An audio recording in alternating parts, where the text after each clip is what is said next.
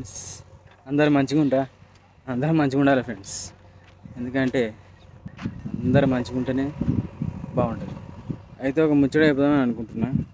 ఏం లేదు ఫ్రెండ్స్, మనం ఏదైనా ఒక కొత్త బిజినెస్ కానీ ఒక మంచి పని కానీ ఏదైనా స్టార్ట్ చేసేటప్పుడు మన ఇంటి వెనుకోళ్ళు ఇంటి ముందటోళ్ళు ఇరుగు పొరుగు ఏమనుకుంటారంటే మంది కండాలు వాడకు బిడ్డ, మంది కండాలు ఉండకురా, ఈ పని చేయకురా ఆ పని చేయకురా, నరకాన్ని ఉంటుందిరా నరదిష్టి ఉంటుందిరా అని చెప్పేసి అది ఇది అని మాట్లాడుతుంది. అట్లా అనుకుంటే ఎదుటివానికి నీ టాలెంట్ ఎట్లా తెలుస్తుంది ఫ్రెండ్స్? ఎదుటివానికి నీ టాలెంట్ తెలియాలంటే సంథింగ్ నీలో ఒక కొత్త టాలెంట్ ఉంటుంది, నీలో ఒక మంచి ఒక యాంగిల్ ఉందని అలా తెలవాలంటే నువ్వు నీ ప్రయత్నం ఎప్పుడు మానుకోవద్దు. అట్లా అనుకుంటే మన ఇండియాకు స్వాతంత్రం వచ్చేదే కాదు.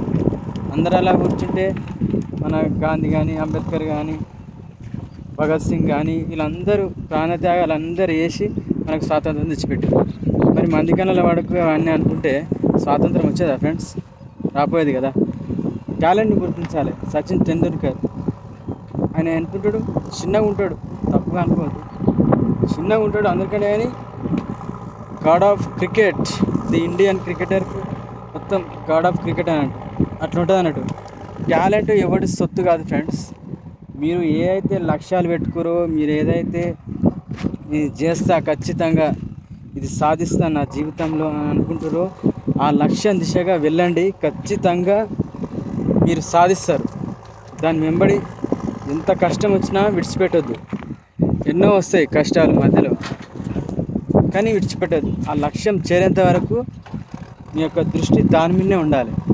అట్లా చేస్తే ఖచ్చితంగా మీరు అనుకున్నది సాధిస్తారు. అంతేగాని ఇరిగింటోళ్ళు చెప్పారు, పొరిగింటోళ్ళు చెప్పారు, ఈడొద్దన్నాడు ఆడొద్దన్నాడు అని మీరు చేసే పని వాయిదా చేయకూరు.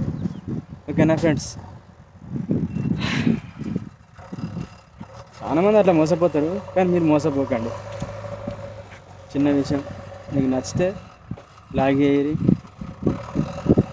సబ్స్క్రైబ్ చేయండి, షేర్ చేయండి. ఓకే ఫ్రెండ్స్, ఆగమాగం ఉంది అంతా ఇక్కడ పని చేపిస్తున్నా. ఓకేనా ఫ్రెండ్స్?